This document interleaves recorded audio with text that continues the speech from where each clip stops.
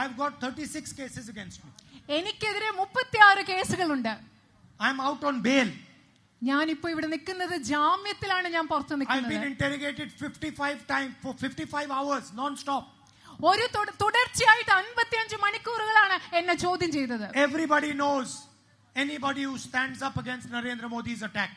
എല്ലാവർക്കും അറിയാം നരേന്ദ്രമോദിക്കെതിരെ ആര് നിൽക്കുന്നു അവരെല്ലാം ആക്രമിക്കപ്പെടുന്നു എന്ന് എല്ലാവർക്കും അറിയാം. Why is the Chief Minister of Kerala not being attacked? എന്തുകൊണ്ടാണ് കേരളത്തിന്റെ മുഖ്യമന്ത്രിക്കെതിരെ Why has he been not interrogated? എന്തുകൊണ്ടാണ് അദ്ദേഹത്തെ ചോദ്യം ചെയ്യാത്തത്? Why are there no cases against him? എന്തുകൊണ്ടാണ് അദ്ദേഹത്തിനെതിരെ ഒരു കേസുകളും ഇല്ലാത്തത്? Why are his children not questioned? എന്തുകൊണ്ടാണ് അദ്ദേഹത്തിന്റെ മക്കൾ ചോദ്യം ചെയ്യാത്തത്? Because they are partners.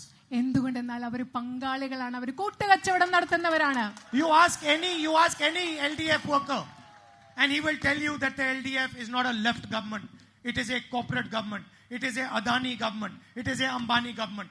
നിങ്ങൾ LDFന്റെ ഇടതുപക്ഷ ജനാധിപത്യ മുന്നണിയുടെ ഏതെങ്കിലും പ്രവർത്തകരോട് ചോദിച്ചു നോക്കുക, അവർ പറയും ഇത് ഇടതുപക്ഷ ഗവൺമെന്റ് അല്ല, ഇത് മുതലാളിത്ത ഗവൺമെന്റ് ആണ്, ഇത് മുതലാളിത്ത ഗവൺമെന്റ് ആണ്, അദാനിയുടെ ഗവൺമെന്റ് ആണ് എന്ന് ഓരോ LDF പ്രവർത്തകരും പറയും. And the BJP knows that the left can never challenge them in India. അതുമാത്രമല്ല BJPക്ക് അറിയാം ഇടതുപക്ഷത്തിന് ഒരിക്കലും ഇന്ത്യയിൽ അവർക്കെതിരെ ഒരു വെല്ലുവിളി ഉയർത്താൻ സാധിക്കില്ല എന്ന് BJPക്ക് അറിയാം. They know that only the Congress party has the strength, the commitment and the ideology to challenge them. അവർക്കറിയാം ഇന്ത്യൻ നാഷണൽ കോൺഗ്രസിന് മാത്രമാണ് BJP എതിർക്കാനുള്ള ധൈര്യവും പ്രതിബദ്ധതയും ആശയവും ഉള്ളതെന്ന് BJPക്ക് കൃത്യമായി അറിയാം. They know that only the Congress worker can challenge the BJP. അവർക്കറിയാം കോൺഗ്രസ് പ്രവർത്തകർക്ക് മാത്രമാണ് BJPയെ വെല്ലുവിളിക്കാനാകുന്നതെന്ന് BJPക്ക് നന്നായി അറിയാം. And that is why they want a LDF government in this state. അതുകൊണ്ടാണ് അവർക്ക് കേരളത്തിൽ ഒരു LDF ഗവൺമെന്റ്, BJPക്ക് കേരളത്തിൽ ഒരു LDF ഗവൺമെന്റ് ആവശ്യമുള്ളത്. അതുകൊണ്ടാണ് our job is to protect the people of Kerala. ഞങ്ങളുടെ ജോലി, ഞങ്ങളുടെ ഉത്തരവാദിത്വം എന്ന് പറയുന്നത് കേരളത്തിലെ ജനങ്ങളെ സംരക്ഷിക്കുക എന്നതാണ്. To protect the weaker sections of Kerala. കേരളത്തിലെ ജനങ്ങളുടെ ദുർബല വിഭാഗങ്ങളെ സംരക്ഷിക്കുക എന്നുള്ളതാണ്. I spoke to you about rubber workers and rubber farmers. ഞാൻ നിങ്ങളോട് റബ്ബർ കർഷകരെ കുറിച്ച് സംസാരിച്ചു. And I see there are many ladies and women in the crowd. എനിക്കറിയാം ഈ ജനക്കൂട്ടത്തിനിടയിൽ ധാരാളം സ്ത്രീകളുണ്ടെന്ന് എനിക്കറിയാം. We want you to be participants in Kerala.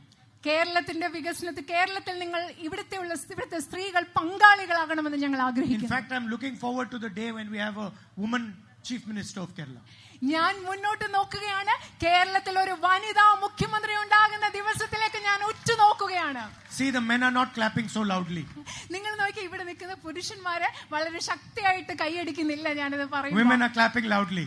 അവിടെയുള്ള സ്ത്രീകളാണ് നല്ല ശക്തിയായിട്ട് കൈകൊട്ടുന്നത്, ഉറക്കെ കൈകൊട്ടുന്നത്. So we want the women of Kerala to be able to fulfill their dreams. കേരളത്തിലെ സ്ത്രീകൾ അവരുടെ സ്വപ്നങ്ങൾ സാക്ഷാത്കരിക്കാൻ കേരളത്തിലെ സ്ത്രീകൾക്ക് കഴിയണമെന്ന് ഞങ്ങൾ ആഗ്രഹിക്കുന്നു. Whatever they want to do, we want them to succeed. നിങ്ങൾക്ക് എന്തൊക്കെ ചെയ്യാൻ ആഗ്രഹമുണ്ടോ അതൊക്കെ നിങ്ങൾ വിജയകരമായി ചെയ്യണമെന്ന് ഞങ്ങൾ Whatever job they want to do, wherever they want to go, we want to allow them. നിങ്ങൾക്ക് എന്തൊക്കെ ജോലി ചെയ്യണമോ, എന്തൊക്കെ ചെയ്യണമെന്ന് ആഗ്രഹിക്കോ അതൊക്കെ ചെയ്യാൻ അവരെ സജ്ജീകരിക്കാൻ ഞങ്ങൾ ആഗ്രഹിക്കുന്നു. That is why every single woman in Kerala is going to travel for free on Kerala's buses. അതുകൊണ്ടാണ് കേരളത്തിലെ ഓരോ സ്ത്രീയും കേരളത്തിലെ KSRTC ബസ്സുകളിൽ UDF ഗവൺമെന്റ് വന്നു കഴിഞ്ഞാൽ സൗജന്യമായി യാത്ര ചെയ്യാൻ പോകുന്നത്. And that is why every single college going girl in Kerala is going to get 1,000 rupees a month to support her. അതുകൊണ്ടല്ല കേരളത്തിലെ അത് മാത്രമല്ല കേരളത്തിലെ കോളേജിൽ പോകുന്ന ഓരോ പെൺകുട്ടിക്കും ഓരോ മാസം 1000 രൂപ ലഭിക്കാൻ പോകുന്നത്. We are going to increase welfare pension to 3,000 rupees. ഞങ്ങൾ അതുപോലെ തന്നെ ഈ സംസ്ഥാനത്തെ ക്ഷേമ പെൻഷൻ 3000 രൂപയായി ഉയർത്താൻ പോവുകയാണ്. And to help youngsters build businesses, we are going to give interest-free loans of up to 5 lakh rupees for the young. അത് മാത്രമല്ല ഇവിടുത്തെ ചെറുപ്പക്കാർക്ക് പുതിയ സംരംഭങ്ങൾ തുടങ്ങാൻ വേണ്ടി പലിശരഹിതമായി അവർക്ക് 5 ലക്ഷം രൂപയുടെ വായ്പ ഞങ്ങൾ നൽകാൻ പോവുകയാണ്. And we are going to have a new ministry for senior citizens.